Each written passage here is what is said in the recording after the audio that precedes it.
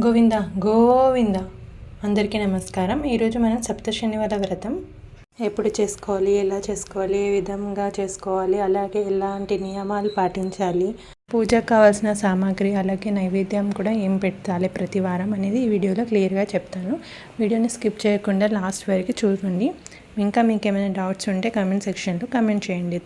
ముందుగా కుంకుమ, పసుపు, అక్షంతలు, గంధం, గంట, అచమనీయం, కర్పూరం, అగరబత్తి, అగ్గిపెట్ట తీసుకోవాలి. అలాగే ఒక కొబ్బరికాయ, నువ్వుల నూనె, హారతి, అగరబత్తుల స్టాండ్, పువ్వులు, తమలపాకులు. ఈ పూజ విధానంకి 2 ఆచమనీయం అవసరం ఉంటుంది. అలాగే మీ స్తోమత అనుకూలంగా నైవేద్యాలు మీకు నచ్చినట్టు పెట్టుకోవచ్చు. మీరు ఈ పూజ కలశం పెట్టుకోవాలనుకుంటే ఒక చెంబు తీసుకొని ఆ చెంబులో నీళ్లు వేసుకొని ₹1 కాయిన్ వేసుకోవాలి. అలాగే పసుపు, కుంకుమ, పచ్చకర్పూరం వేసుకోవాలి. దానిపైన కొబ్బరికాయ పెట్టుకొని ఇలా బ్లౌజ్ పీస్ని ఇలా ఫోల్డ్ చేసుకొని పెట్టుకోవాలి. దానిపైన నామాలు పెట్టుకుంటే సరిపోతుందండి. అలాగే ఒక కంకణం కట్టుకోవాలి కలశంకి. పూజకి మనం పిండి ప్రమిదలు చేసుకోవాలి. 7 చేసుకున్నా పర్లేదు, లేదా ఒక్కటి చేసుకొని అందులో 7 బత్తులు పెట్టుకున్నా కూడా పర్లేదు. ముందుగా మనం పూజ చేసుకునే ప్లేస్లో పసుపు రుద్దుకొని ఇలా ముగ్గు వేసుకోవాలి. దానిపైన పీట పెట్టుకోవాలి. పీట కూడా మొత్తం పసుపు రుద్దాలి. అలాగే ముందు సైడు బొట్లు పెట్టుకోవాలి. ఒక బ్లౌజ్ పీస్ వేసుకోవాలి. అలాగే మీ దగ్గర ఉన్న వెంకటేశ్వర స్వామి పటంకి బొట్టు పెట్టుకోవాలి.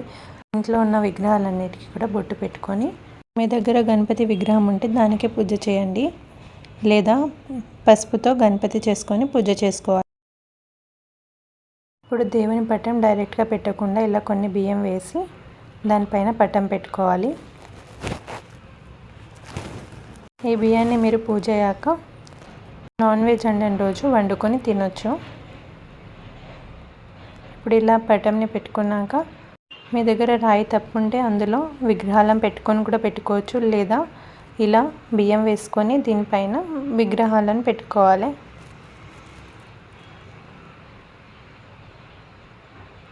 అలాగే కలశం కింద కూడా కొన్ని బియ్యం వేసుకోవాలి.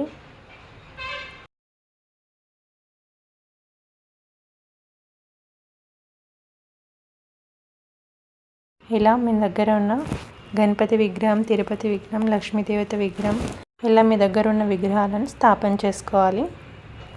ఉడుపు గురించి ఒక 10 సెంటీమీటర్ల వైట్ క్లాత్ కావాలి. ఇప్పుడు ఒక గిన్నెలో పసుపు, పచ్చి కర్పూరం వేసి నీళ్ళు వేసి అందులో ఈ బట్ట పెట్టి నాననివ్వాలి. తర్వాత ఆరాక అందులో 7 ఖర్జూర పండ్లు, అలాగే 7 ఇలాచీలు, మీరు కోరుకున్నంత డబ్బులు, పసుపు, కుంకుమ, తులసాకులు, అలాగే అక్షంతలు వేసి ముడుపు కట్టుకోవాలి. 3 ముళ్ళు వేసుకోవాలి. అలాగే ఇవరిదాకా మనం రెడీ చేసుకున్న కలశంని కూడా స్థాపన చేసుకుందాం. ఇప్పుడు దీపాలను కూడా పెట్టుకుందాం. దీపాలను ఒత్తిగా పెట్టకుండా ఇలా తమలపాకులు పెట్టుకోండి. ఈ పూజకి దీపాలలో నల్ల నువ్వుల నూనెనే వాడాలి దీపారాధనకి. అలాగే మనం చేసుకున్న పిండి ప్రమిదలకు నెయ్యి వేసుకోవాలి. పిండి ప్రమిదలకు కూడా తమలపాకులు పెట్టుకొని వాటికి గంధం, కుంకుమ పెట్టుకొని ఇలా వాటిపైన పిండి ప్రమిదలు పెట్టుకోవాలి.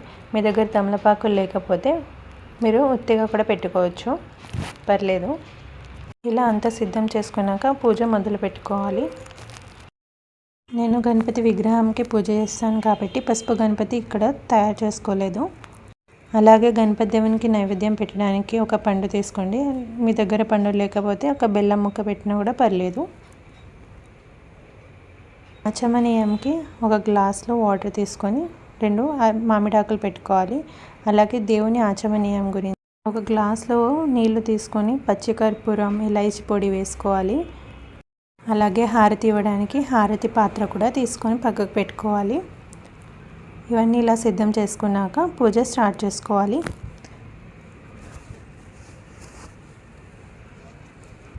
ముందుగా గణపతి పూజ చేసుకోవాలి. తర్వాత కలశారాధన చేసుకోవాలి. అలాగే వెంకటేశ్వర స్వామి పూజ చేసుకోవాలి. పద్మావతి దేవి పూజ చేసుకోవాలి. తర్వాత లక్ష్మీదేవికి కుంకుమార్చన చేసుకోవాలి. ఇవన్నీ మీరు చదవగలరని అనుకుంటే పూజ సామాన్ షాప్లో శనివార వ్రతం బుక్ దొరుకుతుంది. అది తెచ్చుకొని మీరు చదువుకొని పూజ చేసుకోండి. లేదా నేను నెక్స్ట్ వీడియోలో కంప్లీట్గా చేసిన వీడియో పెడతాను. అది పెట్టుకొని కూడా మీరు పూజ చేసుకోవచ్చు. అలాగే యూట్యూబ్లో కూడా చాలా వీడియోస్ ఉన్నాయి 7 శనివార వ్రతమి. మీకు ఏది అనుకూలంగా అనిపిస్తే అది పెట్టుకొని కూడా పూజ చేసుకోవచ్చు. ఎలా చేసుకున్నా భక్తితో చేస్తే ఫలితం పక్కా దక్కుతుంది. ఆ యూట్యూబ్ వీడియో లింక్ నేను కింద డిస్క్రిప్షన్లో షేర్ చేస్తాను. ఇకనే కావాలనుకుంటే యూస్ చేసుకోవచ్చు. ముందుగా పూజ గణపతి ప్రార్థనతో స్టార్ట్ చేయాలి. అలాగే ఆచమనము చేసుకోవాలి.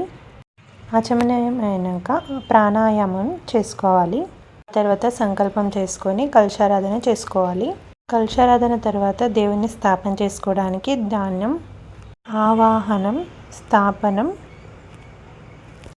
అర్పం, ఆచమనం, శుద్ధోదక స్నానం, వస్త్రం, గంధం, పుష్పంతో పూజ చేసుకోవాలి. ఆ తర్వాత శ్రీ వెంకటేశ్వర స్వామి అంగపూజ చేసుకోవాలి. అంగపూజ అయ్యాక శ్రీ వెంకటేశ్వర స్వామి అష్టస్తోత్రం చదువుకోవాలి. అలాగే శ్రీ పద్మావతి దేవి అష్టస్తోత్రం కూడా చదువుకోవాలి. అలాగే లక్ష్మీదేవి అష్టస్తోత్రం చదువుతూ కుంకుమార్చన చేసుకోవాలి. లేదా మీరు కొంచెం అక్షంతలు తీసుకొని అష్టస్తోత్రం చదివినాక అక్కడ వేసేసుకున్నా సరిపోతుంది. తర్వాత స్వామివారికి ధూపం చూపించాలి. దీపంతో హారతి ఇవ్వాలి. అలాగే నైవేద్యం చూపించి స్వీకరించమనాలి. ఆ తర్వాత తాంబూలం ఇవ్వాలి. నీరాంజనం చేయాలి. చివరగా మంత్రపుష్పం ఇచ్చి నమస్కారం చేసుకోవాలి. ఇప్పుడు శ్రీ వెంకటేశ్వర స్వామి పూజ ఇక్కడితో అయిపోతుంది. పూజ చేసుకునే వాళ్ళకి ఇక్కడితో పూజ అయిపోతుంది. సాయంత్రం దాకా ఉపవాసం ఉండి సాయంత్రం మళ్ళీ ఆరతి చేసుకొని ఉపవాసం వదిలేయచ్చు. వ్రతం చేసే వాళ్ళకి ఈ పూజ అయిపోయాక వ్రత కథలు చదువుకోవాలి.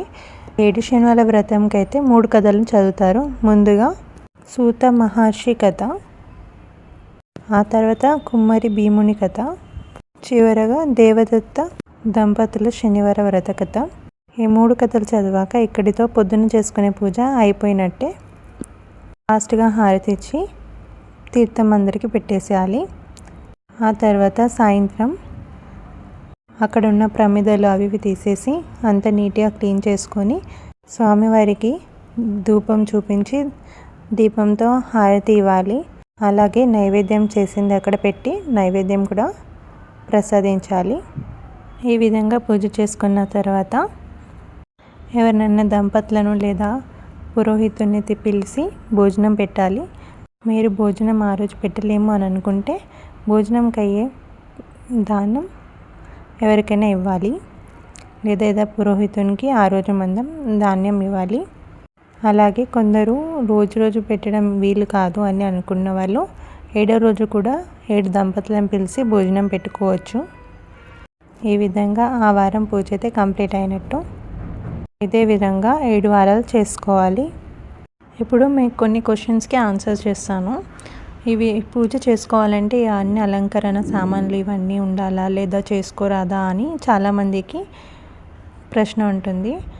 దేవుడు మీ భక్తి చూస్తాడు, మీరు పెట్టే వస్తువులను కాదు. సో మీకు మీ స్తోమత అనుకూలంగా మీకు ఎంత వీలైతే అంత పెట్టుకొని భక్తితో పూజ చేయండి.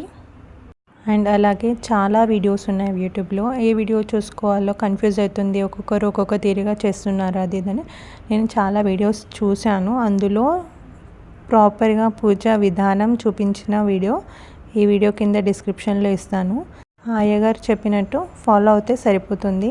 లేదా మేము చదవగలం అనుకుంటే పూజా సామాగ్రి దొరికే దుకాణంలో 20 రూపాయలకు శనివారం వ్రతం బుక్ దొరుకుతుంది. అది తీసుకొచ్చుకొని చదువుకొని మీ పూజ చేసుకుంటే ఇంకా మంచిదండి. ఈ సప్త శనివార వ్రతం మనం అనుకుంటే కాదండి, దేవుడు అనుగ్రహిస్తేనే మనం చేయగలం ఈ పూజ. స్వామివారికి తులసి మాల కంపల్సరీ వేయాలా అంటే దొరికితే చాలా మంచిది, వేసుకోండి. ఎందుకంటే వెంకటేశ్వర స్వామికి ఇష్టం కాబట్టి. లేదా పూలతో అలంకరణ చేసుకోండి. అయితే చాలామందికి వచ్చే క్వశ్చన్, మేము చేయాలనుకుంటున్నాం కానీ ఎప్పుడు స్టార్ట్ చేయాలో అర్థం అవ్వట్లేదని. అయితే ఎప్పుడైనా చేయొచ్చు, ఏ శనివారం అన్నా చేయొచ్చు. కానీ అష్టమి లేని శనివారం చేస్తే మంచిదండి. అష్టమి లేకుండా చూసుకొని ఆ శనివారం స్టార్ట్ చేయండి. అలాగే ఈ పూజను బ్రహ్మముహూర్తంలో లేదా తెల్లవారుజామున చేసుకోవాలి. లేదా పని ఉంటుంది, పిల్లలు ఉన్నారు లేదా పెద్దవాళ్ళు ఉన్నారు అని అనుకుంటే వాళ్ళకన్నీ అరేంజ్మెంట్ చేసేసాక మీరు పూజ స్టార్ట్ చేసుకోండి. 8 నుండి 9 వరకు లాస్ట్లో స్టార్ట్ చేయాలి. లేదు మార్నింగ్ వీలు కాదు, ఆఫీస్ ఉంటుంది అది అని అనుకుంటే ఈవినింగ్ 6 తర్వాత పూజ చేసుకోవచ్చు. మార్నింగ్ నుండి ఉపవాసం ఉండి సాయంత్రం పూజ చేసుకోవచ్చు. ఇంకా కొంతమంది 8 వారాలు చేస్తున్నారు కదా, 7 శనివార వ్రతం అంటున్నారు కదా అని డౌట్ వస్తుంది. యాక్చువల్గా అయితే 7 శనివార వ్రతం 7 శనివారాలే చేయాలి. కానీ వెంకటేశ్వర స్వామి వడ్డీ కాసుల వారం అని అంటారు కాబట్టి కొందరు వడ్డీగా 8వ వారం కూడా చేస్తారు. అది మీ ఇష్టం అండి, మీకు నచ్చితే చేసుకోవచ్చు. మీరు 7 శనివారాలు చేసుకున్నా కూడా సరిపోతుంది. వీలవుతుంది అనుకుంటే మీరు కూడా 8 వారాలు చేయండి. పూజ చేసుకోవడంలో తప్పేముంది, ఇంకా మంచిదే కదండి. అలాగే పీట మీద వేసిన బియ్యం ఏం చేసుకోవాలని చాలామంది అడుగుతున్నారు. పీట మీద వేసిన బియ్యంని మనం నాన్ వెజ్ వండని రోజు ఇంట్లో వండుకొని తినొచ్చండి. బియ్యంని ఒకటే అండి, నాన్ వెజ్ లేకుండా చూసుకోండి ఆ రోజు. ఈవినింగ్ కూడా మళ్ళీ పూజ చేయాలా అని డౌట్ ఉంటుంది. మార్నింగ్ పూజ చేసిన వాళ్ళు ఈవినింగ్ దీపారాధన ఒకటి చేసుకుంటే సరిపోతుంది. సాయంత్రం పూజ చేసేవాళ్ళు పూజ అయ్యాక వ్రత కథలు చదువుకున్నాక దీపారాధన చేసుకొని ఒక పొద్దు వదిలేస్తే సరిపోతుందండి. ఈవినింగ్ మళ్ళీ పిండి ప్రమిదలను చేయాల్సిన అవసరం లేదండి. నార్మల్గా 2 దీపాలను పెట్టుకొని పూజ చేసుకుంటే సరిపోతుంది. కలశం పైన ఉన్న కొబ్బరికాయని ఏం చేయాలి? కలశం పైన ఉన్న కొబ్బరికాయని మనం కొట్టుకొని తినవచ్చు, లేదా ఏదైనా కర్రీస్లోకి కూడా యూస్ చేయొచ్చు. లేదా వాడద్దు అని అనుకుంటే పారే నీళ్ళలో వదిలేయాలి. స్వామివారిని కదిలించేటప్పుడు యథా స్వామి పునరాయచ అని కదిలించుకోవాలి. పిండి ప్రమిదలను ఏం చేయాలని చాలామందికి డౌట్ ఉంటుంది. పిండి ప్రమిదలను మీరు ఆ కాలిన చోట తీసేసి తినేయవచ్చు ప్రసాదంలాగా. లేదు మేము తినలేమని అనుకుంటే ఆవుకి పెట్టినా పర్లేదు, లేదా అవి నీళ్ళలో కలిపేసి చెట్టు మొదల్లో లేదా ఎవరు తొక్కని ప్లేస్లలో నీళ్ళు వేసేసుకున్నా సరిపోతుందండి. ఇంకా చిమ్మిలి ఉండలు నల్ల నువ్వులతో చేయాలా తెల్ల నువ్వులతో చేయాలని చాలామందికి డౌట్ ఉంటుంది. తెల్ల నువ్వులతోనే చేయాలి, ఎందుకంటే మనం ఆల్రెడీ నల్ల నువ్వుల నూనె దేవునికి యూజ్ చేస్తున్నాం కాబట్టి తెల్ల నువ్వులతోనే చిమ్మిలి ఉండలు చేయాలి. చాలా వీడియోస్లో నైవేద్యం 7 రకాలు పెట్టాలని ఉంది. అలా ఏం లేదండి, మీ స్తోమత అనుకూలంగా మీకు కనుక దొరికితే నల్ల ద్రాక్షలు తీసుకొచ్చి పెట్టండి.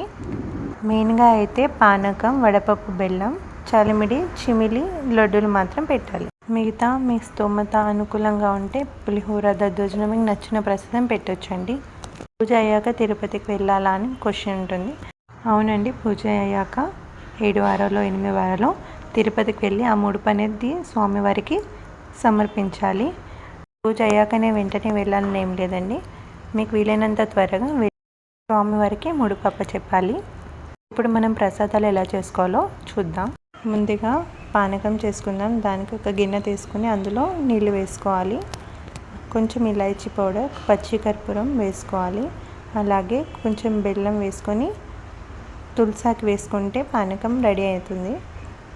ఇప్పుడు వడపప్పు, బెల్లం చేసుకుందాం. ముందుగా పెసరపప్పుని మంచిగా కడుక్కొని అరగంట పాటు నానబెట్టి ఉంచాలి. దానిపైన ఇలా బెల్లం వేసుకోవాలి. ఇప్పుడు చలిమిడి చేసుకుందాం. ముందుగా బియ్యం పిండి తీసుకోవాలి. అందులో 1 స్పూన్ నెయ్యి, 1 స్పూన్ బెల్లం, అలాగే ఒక అరటిపండు తీసుకొని వేసేసుకోవాలి. అరటిపండు పెద్దగా ఉంటే సగం వేసుకున్నా సరిపోతుంది.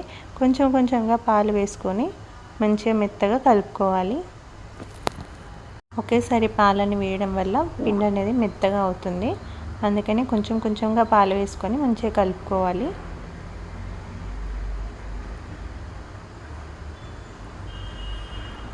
ఇలా పిండిని మెత్తగా కలుపుకున్నాక ఒక ఉండలాగా తీసుకొని అందులో నెయ్యి వేసుకొని ఒక తులసాకు పెట్టుకుంటే చలిమిడి రెడీ అండి.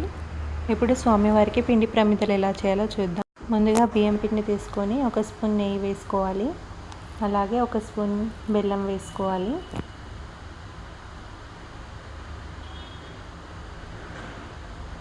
ఒక అరటిపండు తీసుకోవాలి.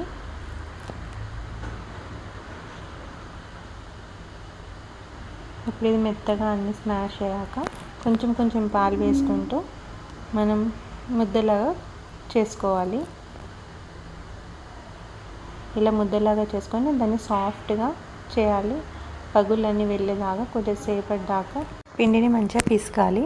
ఇప్పుడు ఒక చిన్న ఉండలాగా తీసుకోవాలి. ప్రమిదలు మంచి షేప్లో రావాలంటే ఒక చిన్న గ్లాస్ తీసుకొని అందులో కొంచెం పొడిపిండి వేసేసుకోండి. ఇప్పుడు మనం ఉండలాగా చేసుకున్న పిండి ముద్దను వేసేసుకొని చపాతీ